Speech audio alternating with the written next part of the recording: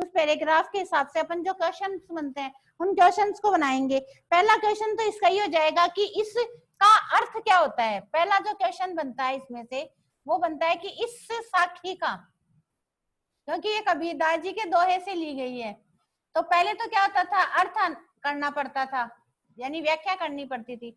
अब यहाँ पर क्वेश्चंस पूछे जाएंगे, उनके हमको आंसर देने हैं। तो इसकी का भाव अर्थ क्या होगा, अर्थात इसका भावार्थ बताना है अपन को। इस साखी का भावार्थ क्या है, तो इसका भावार्थ जो है वो अपन को बताना है कि क्या होता है। मानसरोवर जो है वो एक अच्छा पवित्र जो होता है वो सरोवर होता है, उस सरोवर के बारे में बताया गया है। वहां पर क्या होता है, हंस जो होते हैं, यानी मानसरोवर एक पवित्र है तो वहां पर केवल हंस ही पाए जाते हैं। तो वो हंस क्या करते हैं, इस मानसरोवर के जल में, इस मानसरोवर के जल में क्रीड़ाएं करते हैं, अर्थात खेलते रहते हैं। तो मुक्ता फल मुक्ता चुके अब उड़ी अनंत न जाई, उनका मन जो है वो यहाँ पर मोती चुकते हैं, हंस हमेशा मोती चुकते हैं। तो जब सीपी में से मोती निकलता है, सीपी में से मोती निकलता है, तो मानसरोवर में बहुत सारी सीपी होती है और उस सीपी में से ये हंस क्या करते हैं, मोती चुगते हैं और वहां पर क्रीड़ाएं करते हैं। अर्थात कहने का तात्पर्य ये कि उनका मन जो है वो वहीं पर लगता है, तो वह अब उड़ी अनंत न जाए, वो और कहीं जाना पसंद नहीं करते हैं। तो आपको इसका भावार्थ तो ऐसे लिख कर आना है कि कबीरदास जी कहते हैं कि मानसरोवर के जल में जो हंस हैं वो क्रीड़ाएं करते हैं और वहां से मोती चुगते हैं, उनका मन यहीं पर लगता है, तो वह अनंत नहीं जाना चाहते। एक तो भावार्थ इसका ये होता है। एक होता है मन रूपी सरोवर, यानी मन रूपी सरोवर जो है उसमें आत्मा रूपी जो हंस है वो क्रीड़ाएं करता है। अर्थात कहने का तात्पर्य है कि जिसका मन जिस पर लगता है वो वहीं रहता है और कहीं और अन्य जाना पसंद नहीं करता है। तो इसके जो अर्थ हैं वो दो लगेंगे। अब दूसरा जो क्वेश्चन बनता है वो है हंस, हंस जो है वो कहीं और नहीं जाना चाहते हैं, क्यों? हंस अब अन्य, हंस अब अन्य कहीं और, कहीं और क्यों नहीं जाना चाहते हैं, क्यों कहीं और क्यों नहीं जाना चाहते हैं, इसमें से ये क्वेश्चन बनता है। ठीक है, दूसरा क्वेश्चन क्या बनता है कि हंस अब अन्य कहीं और क्यों नहीं जाना चाहते हैं। तो इसका जो आंसर है वो क्या हो जाएगा कि मानसरोवर जो है वो पवित्र जल है, मानसरोवर जो है वो पवित्र जल है।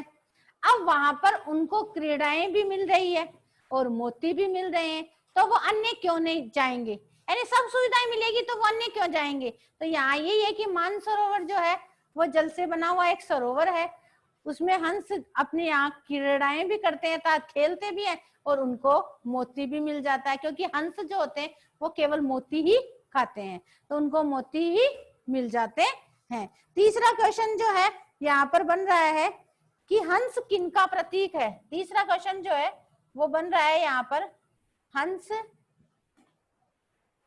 किसका प्रतीक, सॉरी किसका या किनका भी लिख सकते हो, हंस किनका प्रतीक है, किनका प्रतीक है, हंस जो है वो किनका प्रतीक है और मुक्ता फल चुगने का क्या तात्पर्य है, और मुक्ता फल चुगने का क्या तात्पर्य है।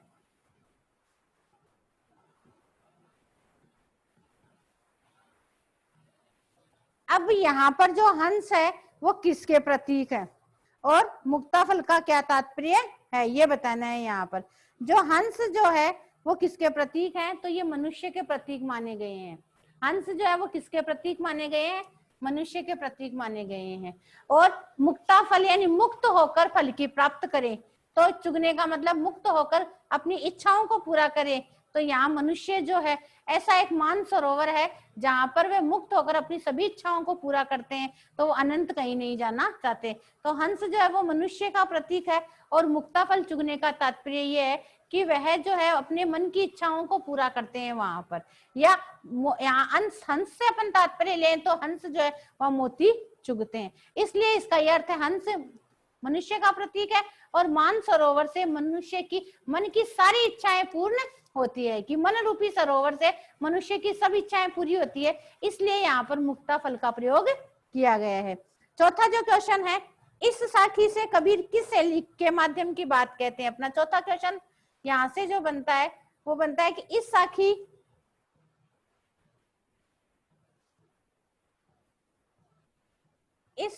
के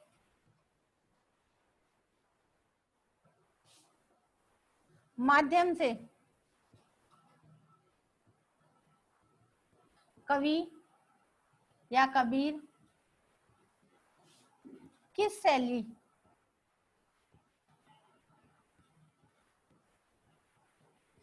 का प्रयोग करते हैं, का प्रयोग करते हैं। तो इसमें जो कबीर है वो इस साखी के माध्यम से कवि जो है वो एक तो प्रतीक बता रहे हैं। भाई अमान सरोवर है तो वैसे एक पवित्र सरोवर, पर इसको प्रतीक इसका बना दिया मन रूपी सरोवर का। तो एक तो प्रतीकात्मक शैली का प्रयोग करते हैं और एक अलंकारित्मक। तो इसका जो आंसर है वो तुम लिख भी सकते हो, प्रतीकात्मक और आलंकारिक।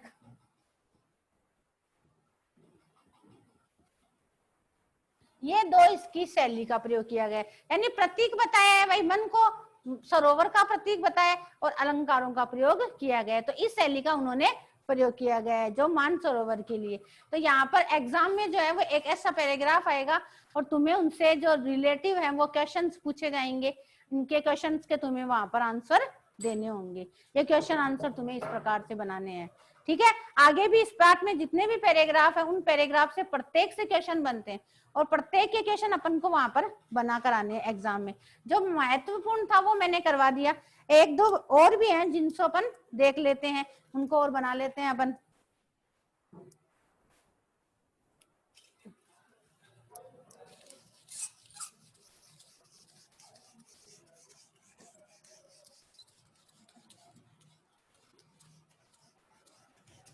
तो ये एग्जाम की दृष्टि से बड़े ही इंपॉर्टेंस हैं। आपको सबको अपनी जो वार्षिक परीक्षा है उसकी घर बैठे तैयारी करनी है अच्छी से अच्छी, जिससे क्या है कि आप कहीं ना कहीं रुको नहीं, आप उस परीक्षा की तैयारी भली भांति तरीके से कर सको। इसलिए ये अपन ने वीडियो वगैरह बनवाए हैं। रेगुलर अपनी तैयारी चली रहनी चाहिए, आपको रेगुलर पढ़ना है। दूसरा जो पैराग्राफ है उससे जो क्वेश्चंस बनते हैं वो है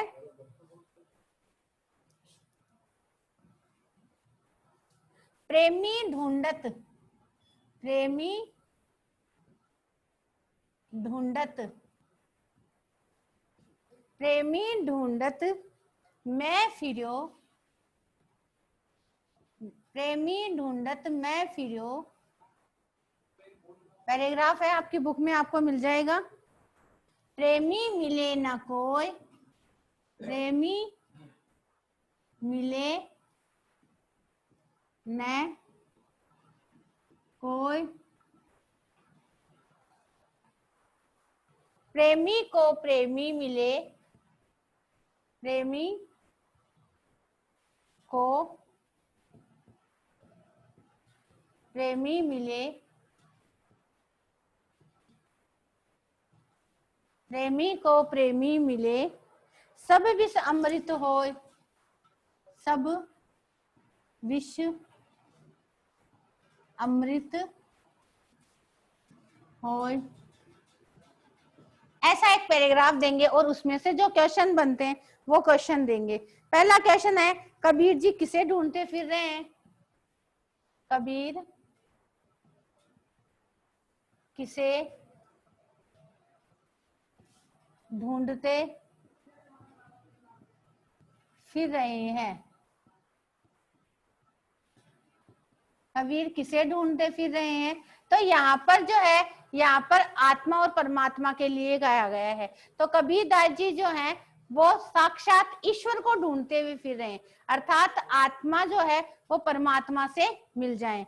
तो वो हमेशा साक्षात किसको ढूंढने का प्रयास कर रहे हैं कि भाई जो आत्मा है उसमें परमात्मा का विश्वास हो जाए, तो वह ईश्वर को ढूंढते हुए फिर रहे हैं, सच्चे व्यक्ति को, जिसको ऐसा बोलते हैं कि सच्चे व्यक्ति को ढूंढते हुए फिर रहे हैं वो। सॉरी,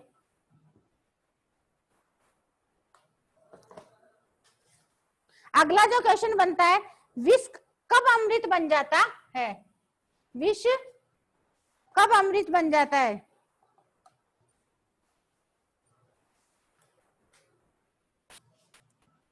विष कब अमृत बन जाता है? अब यहाँ पर ये जो विष है, विष का मतलब बुराई, अमृत का मतलब अच्छाई, यानी जब मनुष्य उसका साक्षात ईश्वर से हो जाएगा तो उसकी सारी बुराइयां तो समाप्त हो ही जाएगी, और जैसे ही बुराइयां समाप्त होगी तो वह अच्छाई की ओर प्रवृत्त हो जाएगा। वो विष कब अमृत हो जाएगा? तो इसका अर्थ यही है कि जब व्यक्ति सभी बुराइयों को छोड़ देगा तो और उसमें अच्छाइयां आ जाएगी और उससे ईश्वर प्राप्त होंगे, तो बुराइयां छोड़कर अच्छाई की ओर प्रवृत्त हो जाएगा, तब वह बुरा व्यक्ति जो है वो अच्छा बन जाएगा। तो यहाँ विष जो है वो बुराई का प्रतीक है और अमृत जो है वो अच्छाई का प्रतीक माना गया है। आगे जो क्वेश्चन है ये वही बात बता दी कि विष और अमृत कैसे बनता है। तो यही बनेगा, इंसान जो है अपनी बुराई छोड़ देगा और अच्छाई की ओर प्रवृत्त हो जाएगा, तो जब वह बुरी चीजों को छोड़ेगा तो वो अच्छा बन जाएगा, अच्छाई अमृत का है। तो यहाँ पर इसका प्रतीक विष जो है वो किसका प्रतीक माना गया है? बुराई। किसका प्रतीक माना गया है? बुराई का। और अमृत जो है वो प्रतीक माना गया है अच्छाई का।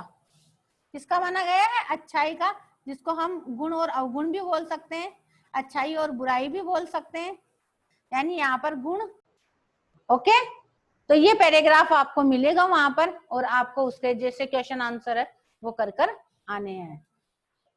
ऐसे ऐसे दो दो पैराग्राफ आपको डेली करके आने हैं। जो इम्पोर्टेंट है वो मैं करवा रही हूँ, जो एग्जाम की दृष्टि से आने वाले हैं।